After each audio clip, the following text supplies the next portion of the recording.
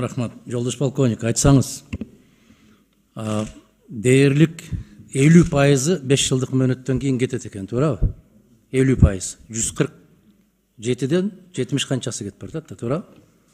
Тең жагын. Эми негизги себебин эмнеден көрөсүз? Мына биздин элибизде жакшы макал бар да. Мойнудан байлаган деген. Туурабы?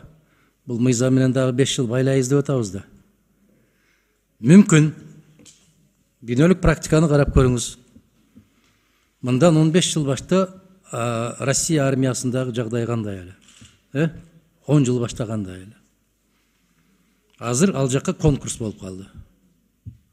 Кабарыңыз бар да? Эмне үчүн ошондой конкурс болуп калды аларда? Тескерисинче ашыкча болуп калды.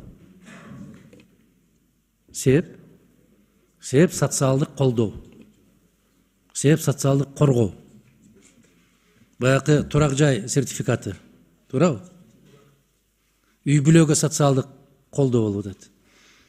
Мүмкүн бул дагы керек, азырынча керек, убактылуу керек.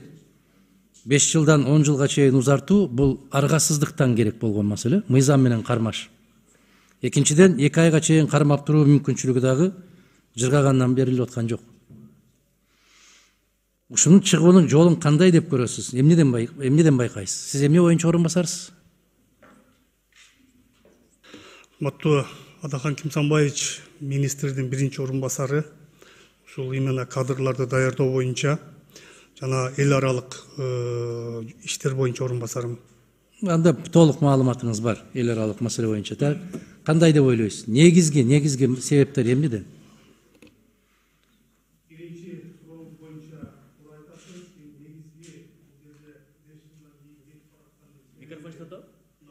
Жок. 2022 жылга токтоло келсек, бул социалдык колдоолор боюнча болду. Ал эми экинчиси айлык маяна боюнча. Мына азыр сентябрь айынан бери айлык маяналар көтөрүп, ушул кетүүлөрдүн бардыгы токтоду, бирок мен оюмча көбү эле ушул социалдык колдоолордун негизинде болуп атат деп ойлойм. Мен ошонун жолун айтып атам да. Кандай дейсиз? Кандай жол менен? Сиздерде жанакы турак жай сертификат деген түшүнүк барбы?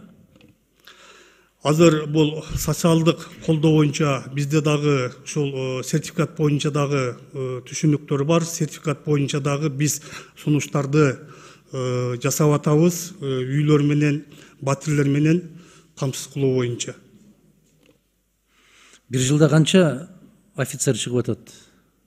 Даярдыктан өтүп, 5 жылдык курсту бүтүп. Бир жылда 22 жылга токтолсок 140га жакын офицер бүтүп чыгып атат. Анын ичинен 70 офицер бул чет мамлекеттерден, калган офицерлери өзүбүздүн аскердик институттан. Алардын айтпай эле коюңуз. Аскердик сыр катарында бир баары ачык го, баарыбыз, бирок ошондой болсо дагы. Мен сураганымдын себеби мындай болот.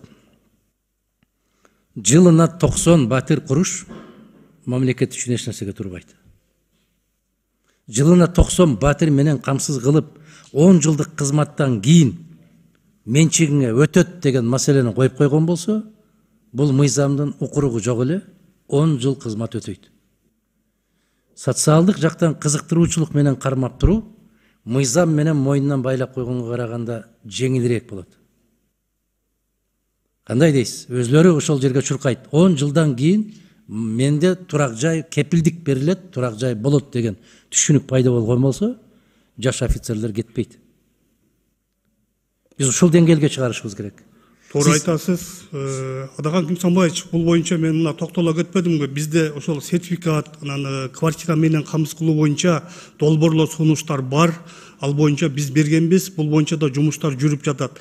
Ал эми мынабы квартира снимать этип, анан ошонун ордуна акча төлөп берүү боюнча биз азыр квартира снимать этсе, ошонун ордуна компенсация акча төлөп берет. Сертификат квартира боюнча камсыз кылуу, сертификат боюнча бул эң жакшы долбоор. Сунушуңузду кабыл алдык, эске алабыз. 5 жылдык ошол батир жалдаганда ошо батирге кеткен жалдама акчасын топтоп туруп эле үй тургуза турган болсо мына ушул калат өзүнө түбөлүктүү. Так биз жанакы батирди квартирага бергендердин пайдасын иштеп атпайбызбы?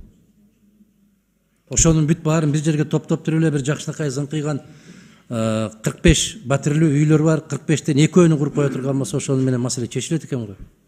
10 жылга чейин кармалат го. Биз кезинде жаш мугалимдин, жаш дарыгердин ушундай бир сертификатын бергенбиз 1 миллион сомго чейин. Ошону менен мугалимдердин дагы, дарыгерлердин дагы бул 2005-2006 жылдары болгон окуялар.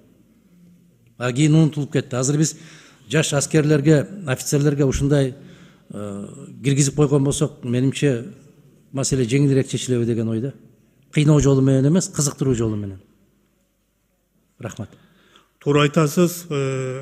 Адахан Кимсанбаевич, азыр мен айтпадымбы, бизде долбоор проекттер бар деп. Ошол проектте ипотечный кредитирование менен 5 жыл кызмат кылган аскер кызматкерине ипотека менен батир менен камсыз кылабыз дагы.